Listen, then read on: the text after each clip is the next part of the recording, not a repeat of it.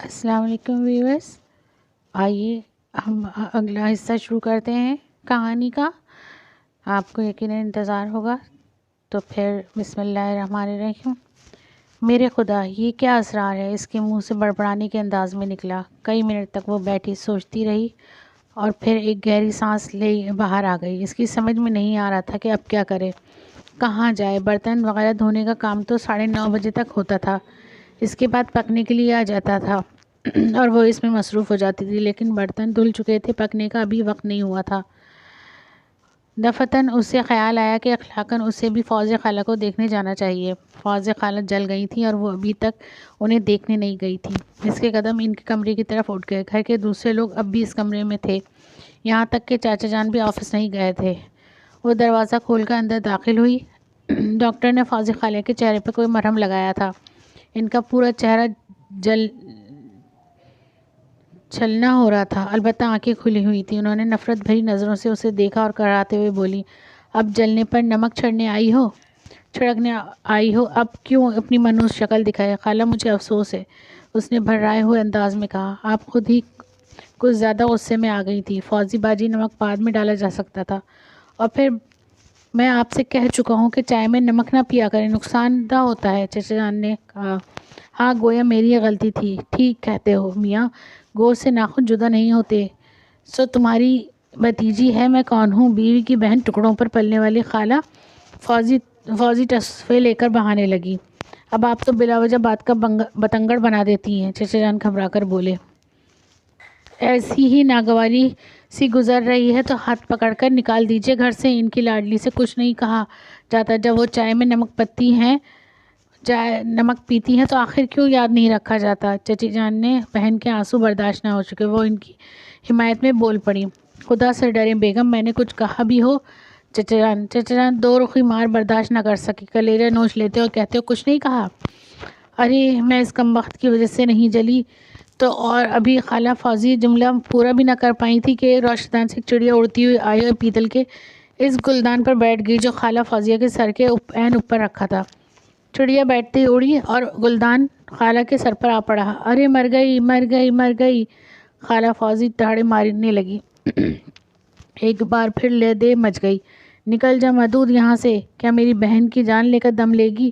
چچی جان جوش و غضب میں اس کی طرف بڑھی۔ وہ شاید اسے دھکا دے کر نکالنے کا ارادہ رکھتی تھی کہ ان کے اوندھے منہ گرنے کا دھماکہ بہت زوردار تھا، نہ جانے ان کے پاؤں پھنس گئے۔ چچی جان کی لائیوں کی تمام چوڑیاں ٹوٹ گئیں اور ٹکڑے ان کی کلائیوں میں چبھ گئے۔ ہائے امی! عظمیٰ اور شمسہ فوزی خالہ کو چھوڑ کر چچی جان کی طرف لپکیں۔ چچا جان البتہ سیدھے کھڑے تھے اور آج ان کے چہرے کے تاثرات اور دنوں سے مختلف تھے۔ اب بھی عبرت حاصل کرو بیگم، بے زبان کا نگہبان خدا ہوتا ہے۔ باجی فوزی نے 2 مرتبہ اس پر الزام لگایا، انہیں دونوں مرتبہ سزا ملی اور آپ بھی جذبات میں نقصان اٹھا بیٹھی۔ اگر اب بھی آپ نہ سنبھلی تو انجام جو ہوا اس کی ذمہ داری صرف آپ پر ہوگی۔ وہ سخت برہم لہجے میں بولے۔ اس وقت ایک ملازم اندر آیا۔ صاحب، ایک شخص آیا ہے، کہہ رہا ہے ڈرائیور کے بارے میں اشتہار پڑھ کر آیا ہوں، ملازمت کا خواہش مند ہے۔ آؤ عالیہ، چچا جان نے کہا اور اس کا ہاتھ پکڑے دروازے کی طرف بڑھے۔ ارے میری بہن بے ہوش ہو گئی ہے، ڈاکٹر کو تو بلاؤ۔ چچی جان نے اپنی تکلیف بھول کر خالہ فوزی کے چہرے کی طرف دیکھ کر بولی، جن کے سر سے خون بہہ رہا تھا اور پیشانی اور گالوں تک لڑک آیا تھا۔ ڈاکٹر ہمارا باپ کو ملازم نہیں ہے جو بار بار دوڑے آئے گا، کسی ملازم کو بھیج کر دوسرے ڈاکٹر کو بلوا لیں۔ چچا جان کی جرأت پر سخت حیرت ہوئی تھی، اس سے قبل تو وہ بھیگی بلے بنے رہتے تھے، اس وقت خود شیر کیسے بن گئے تھے؟ اور اس کے ساتھ ڈرائنگ روم میں پہنچ گئے۔ پھر بھرائی ہوئی آواز میں بولے، عالیہ بیٹے، میری آنکھیں بند نہیں ہیں، میں تمہارے ساتھ ان لوگوں کا رویہ دیکھ رہا ہوں۔ بعض حالات میں بھی مجبور ہوں، مجھے تم سے کچھ گفتگو کرنی ہے، ذرا اس شخص کو نمٹا لوں جو ڈرائیوری کے لیے آیا ہے۔ اور انہوں نے ملازم کو آواز دے کر اس شخص کو بلانے کے لیے کہا۔ دودھ جیسا رنگ، سنہرے بال، نیلی آنکھوں والا دبلا پتلا نوجوان، معمولی قسم کی پتلون اور قمیض پہنے ہوئے تھا، چہرے سے شرافت ٹپک رہی تھی، اور اندر آ گیا۔ اس نے ادب سے سلام کیا اور ایک طرف کھڑا ہو گیا۔ چچا جان نے اسے سر سے پاؤں تک دیکھا اور پھر گردن ہلا کر بولے، بیٹھ جاؤ، اور وہ ایک کرسی پر بیٹھ گیا۔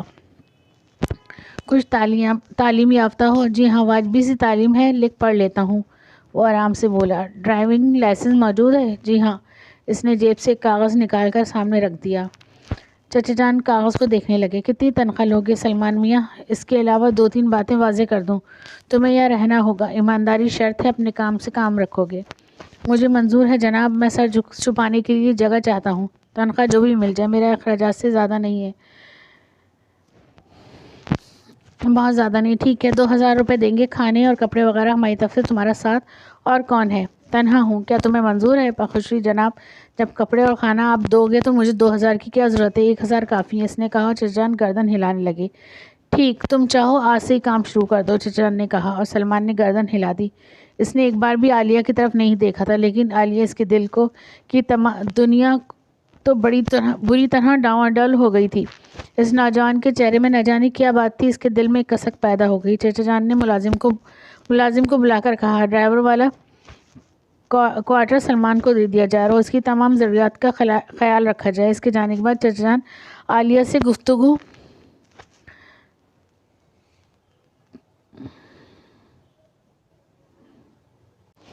کرنا چاہتے تھے کہ چچی جان آندھی طوفان کی طرح اندر داخل ہوئے. عالیہ کی طرف رخ کر کے بولی تم جاؤ مجھے بات کرنی ہے. اس نے چچا جان کی طرف دیکھا اور ان کے چہرے پر کشمکش پا کر وہ وہاں سے اٹھ گئی. یوں بھی اس وقت اٹھ جانا چاہتی تھی. نہ جانے کیا ہو رہا تھا. نہ جانے یہ کیسے دن گزر رہے تھے. سلمان ایک ڈرائیور کی حیثیت میں اس گھر میں آیا تھا لیکن نہ جانے کیوں اس کا دل اسے ڈرائیور تسلیم نہیں کر رہا تھا. ایسے حسین صورت والا ڈرائیور نہیں ہو سکتا. وہ سیدھی باورچی خانے پہنچ گئی اور ایک بار پھر وہ اچھل پڑی. چولہوں پر دیگچی چڑھی ہوئی تھی. کھانا تقریباً تیار تھا. حالانکہ ابھی صرف 11:15 بجے تھے.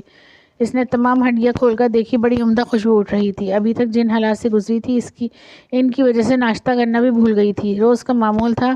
کوئی نئی بات نہیں تھی. اس نے ڈھکی ہوئی پلیٹیں کھولیں اور پھر ٹرک کر رہ گئی. ناشتہ بالکل تازہ تھا اور گرم تھا جبکہ اب تک اسے بالکل خراب ہو جانا چاہیے تھا. لیکن وہ پراسرار غلام. اس نے ناشتہ شروع کر دیا اور حیران رہ گئی. اتنا مزیدار ناشتہ اس نے پہلے کبھی نہیں کیا تھا. یا اللہ اس قدر عنایتیں کیسے برداشت کر سکے گی. وہ سوچنے لگی اور ایک بار پھر اس کے ذہن کے چور دروازے سے سلمان گھس گیا. وہ خود کو ملامت کرنے لگی. بڑے بڑے حسین نوجوان اس نے دیکھے تھے. عظمیٰ کی بات جس سے چل رہی تھی وہ بھی وجیح تھا. حالانکہ خود عالیہ کو اس کے سائے سے دور رکھا گیا تھا کیونکہ گھر کے سب لوگ عالیہ کے حسن سے خوفزدہ تھے. سب جانتے تھے کہ اس کے سامنے عظمیٰ شمسہ کی دال گلنا مشکل ہے. لیکن بہرحال کسی طرح عالیہ نے اسے دیکھ ہی لیا تو اسے اس کی وجاہت پسند آئی تھی. لیکن عظمیٰ کے لیے خود اس کے دل میں آج تک کوئی تحریک نہیں پیدا ہوئی تھی. لیکن سلمان اس کی نیلی آنکھیں کتنی پرکشش تھی. نہ جانے بیچارہ کن حالات کا شکار تھا اور نہ جانے اس نے ناشتہ بھی کیا ہے یا نہیں. اس احمقانہ سوچ پر وہ خود ہی شرما گئی. پھر اس نے ذہن دوسری طرف لگانے کی کوشش کی. دوپہر کا کھانا کھانے کے بعد سب لوگ اپنے اپنے کمروں میں جا گھسے. گھر کی فضا آج بہت خراب تھی. چچا جان بھی آفس نہیں گئے تھے. چچی سے ان کی خاصی کھٹپٹ ہو گئی تھی. کھانے سب نے اپنے اپنے کمروں میں کھائے تھے اور پھر دروازے بند کر کے لیٹ گئے تھے. وہ بھی حسب معمول اپنے کمرے میں جا گھسی. ناشتہ دیر سے کیا تھا اس لیے کھانا بھی نہیں کھایا. وہی گرم کر کے کھا لی. اور دوپہر کے خیال سے اسے پتھر یاد آ گیا. پتھر اپنی جگہ رکھا ہوا تھا. اس نے بڑی چاہت سے اسے اٹھایا. بغور دیکھنے لگی. کیسا پیارا پتھر ہے. وہ اس کا کیا کرے. کیوں نہ اسے لاکٹ میں جڑوا لے اور ہر وقت پہنی رہے. لیکن یہ کیسے ممکن تھا. اگر وہ اسے پہنتی تو گھر والے اس کی بوٹیاں نوچ ڈالتے. پھر اپنے کمرے میں سہمی. مگر لاکٹ کس سے بنوائے گی. کہاں سے بنوائے گی. اپنی احمقانہ سوچ پر وہ خود ہی مسکرا دی اور مسحری پر دراز ہو گئی. لیکن وہی تنہائی بے اختیار اس کا دل چاہا کہ برگد کے درخت کے نیچے پہنچ جائے.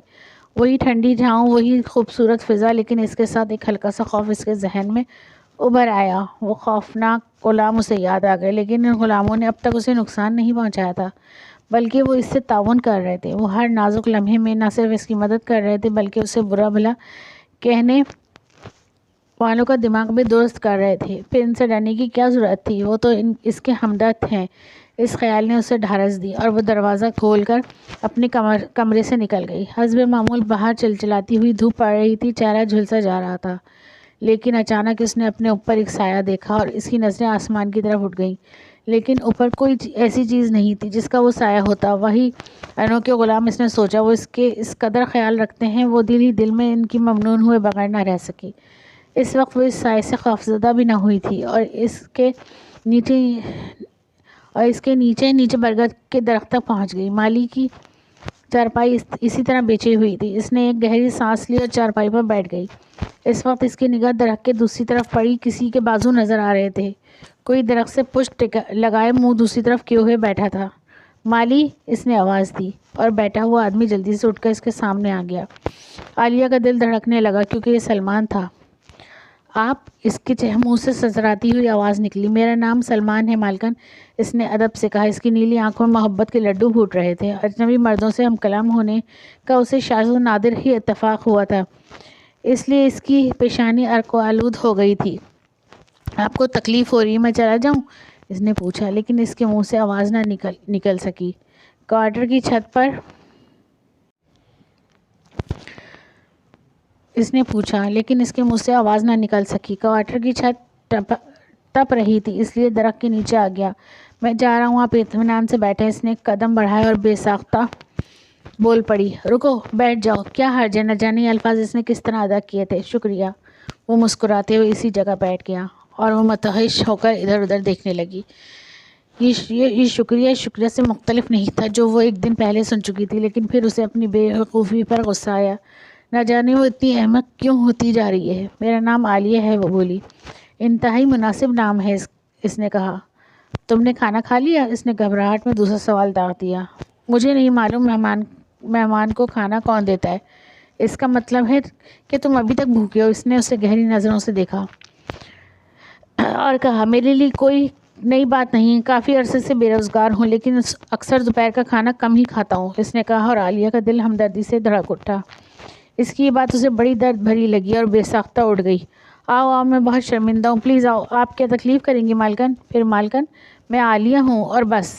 آؤ، اس نے کہا اور وہ اٹھ گیا۔ ہمدردی میں عالیہ اس نازک سچویشن کو بھول گئی کہ اسے صرف یہ یاد رہا کہ وہ بھوکا ہے، اور اسے لیے ہوئے کچن میں آئی اور پھر اس نے کھانا نکالا۔ باورچی خانے میں کوئی ایسی جگہ نہیں تھی وہ مہمان بیٹھ سکے، اس لیے وہ ٹرالی لیے ہوئے اپنے کمرے میں آ گئی۔ وہ پہلا مرد تھا جسے وہ بے دھڑک اپنے کمرے میں لے گئی تھی، اور پھر اس نے میز پر کھانا رکھ دیا اور اس کو گہری نظروں سے دیکھا۔ آپ نے بھی نہیں کھایا ہوگا مس عالیہ؟ تمہیں کیسے معلوم؟ تھوڑا سا پڑھا لکھا ہوں، لیکن علم القافیہ میں بھی شدید رہی تھی۔ میں نے ناشتہ دیر سے کیا تھا۔ چھوٹا منہ بڑی بات۔ مالکن اور ملازم کا احساس رکھتا ہوں، لیکن نہ جانے دل کیوں یہ حرکت کرنے کو چاہ رہا ہے کہ آپ سے بھی شرکت کی درخواست کروں۔ کچھ اس انداز میں یہ بات کہی تھی کہ عالیہ رد نہ کر سکی اور اس کے سامنے بیٹھ گئی۔ نہ جانے وہ کون سا جذبہ تھا جس نے یک لخت اجنبیت دور کر دی تھی، ورنہ وہ ایک شرمیلی لڑکی تھی۔ کھانے کے بعد وہ اس کے بارے میں پوچھتی رہی اور وہ گول مول سے جواب دیتا رہا۔ پھر اچانک عالیہ کو اپنی موجودہ پوزیشن کا احساس ہوا اور اس کے ہاتھ پاؤں پھول گئے۔ ارے بس، اب تم جاؤ، کسی نے دیکھ لیا تو موت ہی آ جائے گی۔ اور وہ شکریہ ادا کر کے چلا گیا۔ عالیہ بے سود ہو کر مسہری پر گر پڑی۔ یہ کیا ہو گیا ہے اسے؟ کیا ہو گیا ہے؟ وہ بہرحال اس کے لیے اجنبی تھا، لیکن اس خیال پر دل نے پکار کر کہا کہ وہ اجنبی نہیں ہے، مگر وہ ایک ڈرائیور ہے، صرف ڈرائیور۔ نہ جانے کون ہے، کہاں سے آیا ہے۔ ذہن اسی کشمکش میں مبتلا تھا، لیکن اس سوچ میں ایک انوکھی لذت تھی۔ اور نہ جانے کتنا وقت گزر گیا۔ جب ہوش میں آئی تو 5 بج چکے تھے۔ ایک دم اس کا دل دھک سے ہو گیا۔ صبح بج گئی تھی، لیکن اب شامت زیادہ دور نہیں تھی۔ ہانپتی کانپتی باورچی خانے میں پہنچی تو ٹرالی چائے سے سجی ہوئی تھی۔ وہ آنکھیں بند کر کے دیوار کے ساتھ ٹک گئی۔ میرے معبود، یہ سب کیا ہے؟ میرے انوکھے ہمدرد، میں کس طرح منہ سے تمہارا شکریہ ادا کروں؟ وہ ٹرالی دھکیلتی ہوئی باورچی خانے میں سے نکل آئی۔ ناشتے کے کمرے میں سبھی موجود تھے۔ خالہ فوزیہ کو صبح سے کھانے کو کچھ نہیں ملا تھا، اس لیے وہ اپنی تمام تکلیف بھول کر ناشتے کے کمرے میں ہی آ گئی تھی۔ وہ اس وقت خالہ فوزیہ کی چائے میں نمک ڈالنا نہ بھولی تھی، اور وہ دن گزرتے رہے۔ سب لوگ سلمان سے بہت خوش تھے۔ بڑا ہنسمکھ نوجوان تھا۔ عظمیٰ اور شمسہ اس پر خسر پسر کر چکی تھی۔ ظاہر ہے وہ ان کے معیار کا نہ تھا۔ ویسے اس دوران ایک خاص بات یہ ہوئی تھی کہ نہ جانے گھر کے سب لوگوں کو عقل کس طرح آ گئی تھی۔ انہوں نے یہ بات صاف طور سے محسوس کر لی تھی کہ اگر عالیہ کو برا بھلا کہا جاتا ہے تو غیبی طور پہ اس کی سزا مل جاتی ہے، اس لیے وہ محتاط ہو گئے تھے۔ دوسری طرف سلمان انتہائی بے باکی سے عالیہ کے دل میں داخل ہو گیا تھا۔ وہ عالیہ سے بے پناہ محبت کرنے لگا تھا اور اس نے واضح طور پر اپنی محبت کا اظہار کر دیا تھا۔ عالیہ اس اظہار پر اسے سرزنش نہ کر سکی تھی۔ اس کی دنیا میں تو اب سلمان کے سوا کچھ بھی نہ تھا۔ اس کی تنہائیاں سلمان کے خیال سے منور تھیں۔ اکثر وہ بدحواس ہو جاتی وہ سوچتی کہ وہ سلمان کی کیسے ہو سکتی ہے. اس گھرانے میں لاکھ وہ سب کی نظروں کا کانٹا تھی، لیکن چاچا جان کیسے پسند کرتے کہ ان کے بھائی کی بیٹی ڈرائیور کے ساتھ منسوب ہو جائے. سلمان کی ہر بات کے جواب میں خاموش رہتی. آخر ایک دن برگد کے درخت کے نیچے سلمان نے اس سے سوال کیا، آپ کی خاموشی مجھے وسوسے میں ڈالے ہوئے ہے مس عالیہ. کہیں میری محبت یک طرفہ تو نہیں ہے؟ خدا را اگر ایسی کوئی بات ہے تو مجھے بتا دیں. میں معمولی انسان ہوں، اپنی دنیا میں لوٹ جاؤں گا، لیکن آپ نے مجھے الجھن میں رکھا تو میں پاگل ہو جاؤں گا. اور عالیہ، میں نے فیصلہ کر لیا ہے کہ اس سے کھل کر گفتگو کرے. اپنی دنیا میں لوٹ جاؤ سلمان. تم نہ جانے کیا سوچ رہے ہو. یہ ماحول، یہ گھرانہ تمہیں قبول نہیں کرے گا. لاکھ یہاں میری عزت نہ سہی، لیکن وہ لوگ کبھی بھی پسند نہیں کریں گے. میں صرف تمہاری بات کر رہا ہوں عالیہ. مجھے صرف اپنی مرضی بتا دو، باقی معاملات میں قسمت پر چھوڑ دوں گا. اگر میں تمہاری مرضی کے بعد تمہیں حاصل کرنے میں کامیاب نہ ہو سکا تو مجھے تم سے شکوہ نہ ہوگا. میں تمہیں دل و جان سے چاہتی ہوں سلمان. میں تم سے دیوانہ وار محبت کرتی ہوں. میری دنیا میں تمہارے سوا رکھا کیا ہے؟ میں ایک بد نصیب لڑکی ہوں. میری خدا نہ کرے میری نحوست کا سایہ بھی تمہارے اوپر پڑے. یہاں سے ملازمت چھوڑ دو، کہیں اور چلے جاؤ. یہ ظالم تمہاری زندگی بھی خراب کر دیں گے. وہ دیوانہ وار بولتی چلی گئی. اس کے جذبات پھٹ پڑے. اس نے سلمان کا سر اپنے سینے میں بھیج لیا. سلمان کے ہونٹوں پر مسکراہٹ پھیل گئی. خدا کرے تمہاری پوری زندگی مجھے مل جائے. تم خود کو منحوس کیوں کہتی ہو عالیہ؟ وہ مسکراتے ہوئے بولا. تم ان لوگوں کو نہیں جانتے ہو سلمان. یہ سب لوگ مجھے نہیں جانتے ہیں عالیہ. باقی معاملات مجھ پر چھوڑ دو، سلمان نے بڑے اعتماد سے کہا. اور نہ جانے کیوں عالیہ کے دل کو بڑی ڈھارس ہو گئی. دوسرے دن وہ دوپہر کو جب برگد کے درخت کے نیچے ان کی ملاقات ہوئی تو سلمان مسکرا رہا تھا. کیا بات ہے؟ عالیہ نے پوچھا. آج میں نے چنگاری ڈال دی ہے، بس تماشا دیکھ لو. لیکن شرط یہ ہے کہ ابھی خوفزدہ نہ ہونا اور مجھ سے برابر ملتی رہنا. اگر تم نے اس کے خلاف کچھ کیا تو میں کامیاب نہ ہو سکوں گا. کیا کیا ہے تم نے؟ عالیہ نے خوفزدہ ہو کر پوچھا. وہ دیکھو. سلمان نے اشارہ کیا اور عالیہ نے صدر دروازے کی طرف دیکھا. اس کا دل اچھل کر حلق میں آ گیا. خالہ فوزی اسی طرف آ رہی تھی. دوسرے لمحے سلمان نے اسے بازوؤں کی گرفت میں لے لیا. خالہ فوزی نے دور سے ان دونوں کو دیکھا اور کانوں کو ہاتھ لگانے لگی اور پھر واپس چلی گئیں. عالیہ کا دل بری طرح اچھل رہا تھا. اب کیا ہوگا؟ اس نے روحان سے انداز میں کہا. سب کچھ ہماری مرضی کے مطابق ہوگا. تم فکر مت کرو. جب تم نے معاملات میرے اوپر چھوڑ دی ہیں تو فکر کرنے کی ضرورت نہیں ہے. ہاں لیکن ایک شرط ہے. رات کو اس جگہ پھر ملو گی. کیوں میری موت کا سامان کر رہے ہو؟ وہ لرزتے ہوئی بولی. تمہاری موت نہیں، دونوں کی زندگی کا سامان کر رہا ہوں، سلمان نے جواب دیا اور وہ ہانپتی ہوئی اندر آ گئی. لیکن خود معلوم سکون رہا. رات کو وہ پھر سلمان کے پاس گئے اور سلمان نے اسے دوسرا سین دکھایا.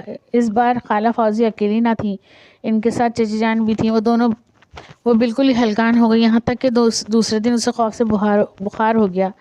ناشتہ تو اس کے مہربان غلاموں نے تیار کر دیا تھا. بخار کے ہی عالم میں ناشتہ لے گئی اور اس نے عظمیٰ اور شمسہ کے ہونٹوں پر معنی خیز مسکراہٹ دیکھی. پول کھل گیا، اس نے سوچا، اور پھر اپنے کمرے میں آ گئی. اس روز دوپہر کو وہ برگد کے درخت کے نیچے بھی نہ جا سکی. اس خاموشی سے اس کا دل اور دہل رہا تھا. وہ 2 بجے تھے کہ سلمان دبے پاؤں اس کے کمرے میں گھس گیا اور وہ اچھل پڑی. کیا کر رہے ہو سلمان؟ خدا کے لیے باز آ جاؤ. میں مر جاؤں گی. کیسی باتیں کر رہی ہو؟ اوہ تمہیں تو بخار شاید خوف کی وجہ سے ہے. آؤ تمہیں تماشا دکھاؤں. اور اس کے لاکھ منع کرنے کے باوجود بھی سلمان اسے گھسیٹ کر خالہ فوزی کے عقبی کھڑکی پر لے گیا. اندر سے خالہ فوزی اور چچی جان کی گفتگو کی آواز آ رہی تھی. ایسا کام کرو عطیہ، یہ چچی جان کا نام نہ کہ سانپ بھی مر جائے اور لاٹھی بھی نہ ٹوٹے. حرامزادی کو اپنی صورت پر بڑا ناز ہے. ڈرائیور کے پلے بندھے گی تو مزہ آ جائے گا. اس سے انتقام لینے کا اس سے اچھا طریقہ نہیں ہے. اپنے میاں کو اس کی کرتوت دکھا دو اور پھر کہہ دو کہ اگر عزت پیاری ہے تو ڈرائیور ہی سے اس کی شادی کر دیں، ورنہ یہ ناشدنی نہ جانے کیا گل کھلائے گی. روز رات کو وہاں جاتی ہے؟ چچی جان نے پوچھا اور بلا ناقہ خالہ فوزی بولی. ٹھیک ہے، آج رات کو ہمدرد چچا میاں کی لاڈلی بھتیجے کی کرتوت دکھا دوں گی، چچی جان نے کہا اور عالیہ کے پیروں کی جان نکل گئی. سلمان اسے سہارا دے کر اس کے کمرے تک لایا اور وہ درد بھرے انداز میں بولی. چلے جاؤ سلمان، خدا کے لیے چلے جاؤ. نہ جانے کیا ہونے والا ہے. تم کیا کر رہے ہو؟ سب کچھ ٹھیک ہو رہا ہے عالیہ. خدا کے لیے میرے پروگرام کے آخری حصے کو اور پورا کرا دو. آج رات ضرور آؤ گی. اگر تم آج نہ آئی تو میری ساری محنت غارت جائے گی. تم خالہ فوزی کی سازش کی تفصیل سننے کے بعد بھی کہہ رہے ہو؟ ہاں خالہ فوزی تو اس وقت ہماری سب سے بڑی معاون ہے. پلیز عالیہ، آخری خواہش ہے، اس کے بعد تمہیں تکلیف نہ دوں گا. سلمان نے التجا کی اور وہ اس التجا کو نہ ٹھکرا سکی. رات کی تاریکی میں وہ اس کے پاؤں اسے برگد کے درخت کے نیچے لے گئے. پھر اس نے اپنی آنکھوں سے خالہ فوزی، چچی اور چچا جان کو دیکھا، جو ان دونوں کو دیکھ کر خاموشی سے واپس چلے گئے تھے. دوسرے دن وہ ناشتہ بھی نہ لے جا سکی تھی. اس سلسلے میں اس سے تعرض بھی نہ کیا گیا. وہ اپنے کمرے سے بھی نہ نکلی تھی. پھر عثمان نے دروازے پر آواز دی. اس نے دروازہ کھول دیا. ابو بلا رہے ہیں، عثمان نے مسکراتے ہوئے کہا، اور پھر وہ کمر میں گدگدی کر کے بولی، دولت تو آنی جانی چیز ہے عالیہ، اپنے انتخاب پر میری طرف سے مبارکباد قبول ہو. سچ مچ سلمان لاکھوں میں ایک ہیں جنہیں سچی محبت مل جائے، وہ روکھی سوکھی کھا کر بھی گزارا کر لیتے ہیں. اور عالیہ زرد چہرہ لیے چچان کے کمرے کی طرف بڑھ گئی. اس نے کمرے کے دروازے سے سلمان کو نکلتے ہوئے دیکھ لیا تھا. وہ اس کو دیکھ کر مسکرا دیا. چچا جان کے چہرے پر سنجیدگی تھی. انہوں نے عثمان سے چلے جانے کے لیے کہا اور اس کے جانے کے بعد خود اٹھ کر دروازہ بند کر دیا. پھر وہ بھاری آواز میں بولے، عالیہ، تم میرے مرحوم بھائی کی نشانی ہو. میں اعتراف کرتا ہوں کہ تمہیں اس گھر میں کوئی سکون نہیں مل سکا. میں خود بھی ان لوگوں سے عاجز ہوں، لیکن افسوس انہیں بدلنے سے مجبور ہوں. میری خواہش ہے کہ تمہاری تمام محرومیاں سسرال جا کر اور اچھا شوہر پا کر دور ہو جائیں، لیکن وہ معمولی ڈرائیور ہے. میں تمہیں یہ آخری خوشی دینے کے لیے تیار ہوں. مجھے تمہاری اور سلمان کی محبت پر کوئی اعتراض نہیں ہے، لیکن میرا فرض ہے کہ میں تمہیں ایک معمولی سے مستقبل سے باخبر کر دوں. اس کے باوجود اگر تم سلمان کے ساتھ خوش رہ سکو تو مجھے بتا دو. اس میں تکلیف سے کام نہ لو. مجھے تمہارے اوپر فخر ہے. میں اجازت دیتا ہوں، تم کھل کر مجھے جواب دو. عالیہ کا سر جھک گیا. اس کے گمان میں بھی نہ تھا کہ حالات اس قدر سازگار ہوں گے. تم اگر سلمان کے ساتھ خوش ہو تو صرف گردن ہلا دو، یہ کافی ہے. اور نہ جانے کس وقت نے عالیہ کی گردن ہلا دی. ٹھیک ہے میری بچی، اللہ تعالیٰ تمہارا دامن خوشیوں سے بھر دے. چچا جان کی بہرائی ہوئی آواز نکلی اور ایک شام ایک سادہ سے ماحول میں سلمان اور عالیہ کا نکاح پڑھوا دیا گیا. حجلہ عروسی عالیہ کا کمرہ ہی تھا.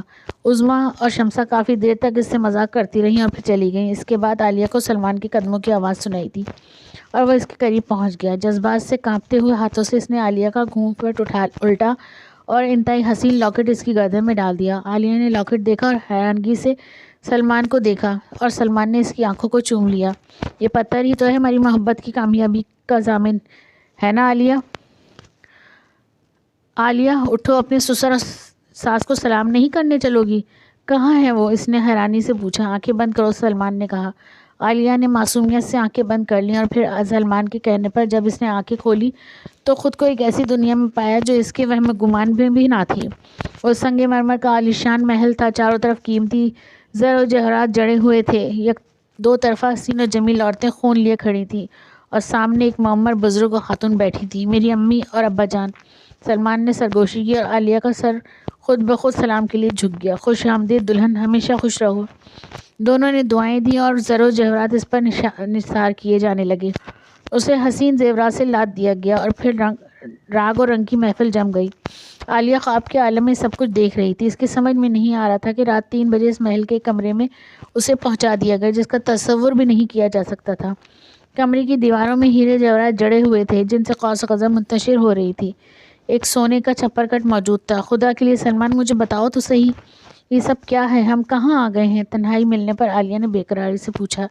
یہ میرا گھر ہے عالیہ. اس دن برگد کے درخت کے نیچے تم بیٹھی تھی تو مجھے پسند آ گئی اور میں تمہیں بے پناہ چاہنے لگا. میں نے تمہیں وہ پتھر دیا جسے تم نے قبول کر لیا.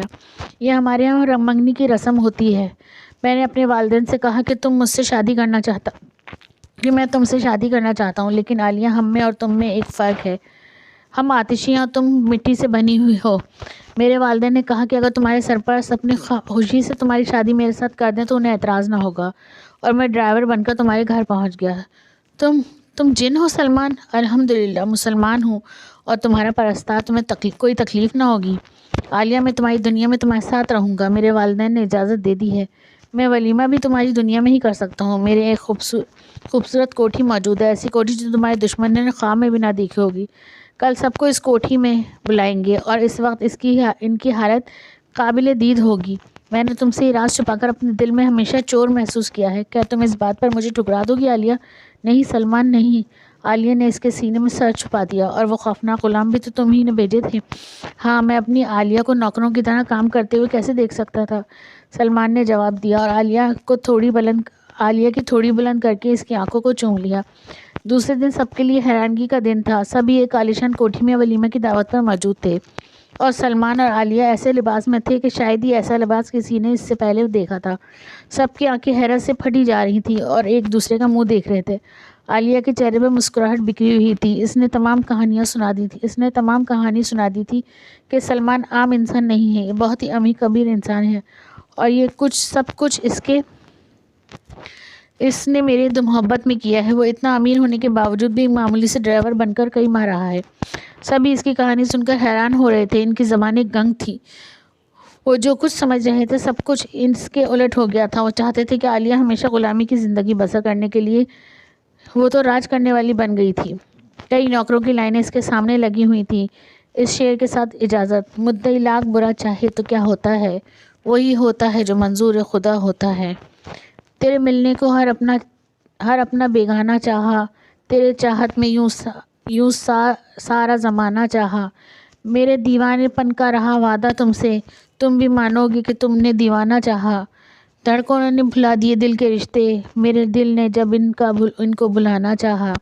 کبھی جان محفل تھا جو ہر محفل کی، کیا ستم اس پہ ہو اس نے ویرانہ چاہا. کبھی جان محفل تھا جو ہر محفل کی، کیا ستم اس پہ اس نے ویرانہ چاہا. انہیں کیا ستاتے، بس ستا لیا خود کو جب کبھی ہم نے ان کو ستانا چاہا.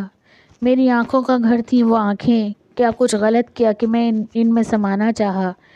اب کے تبسم بھی کچھ ایسا بدلا اور بھی روٹھ گیا اسے جتنا منانا چاہا. امید ہے آپ کو کہانی پسند آئی ہوگی. تو میری کہانی کو سننے کے بعد میرے چینل کو لائک اینڈ سبسکرائب ضرور کیجیے گا اور بیل آئیکن کو ضرور دبائیے گا. انشاءاللہ پھر ہم ایک نئی کہانی کے ساتھ دوبارہ حاضر ہوں گے. جب تک کے لیے اجازت دیجیے. اللہ حافظ.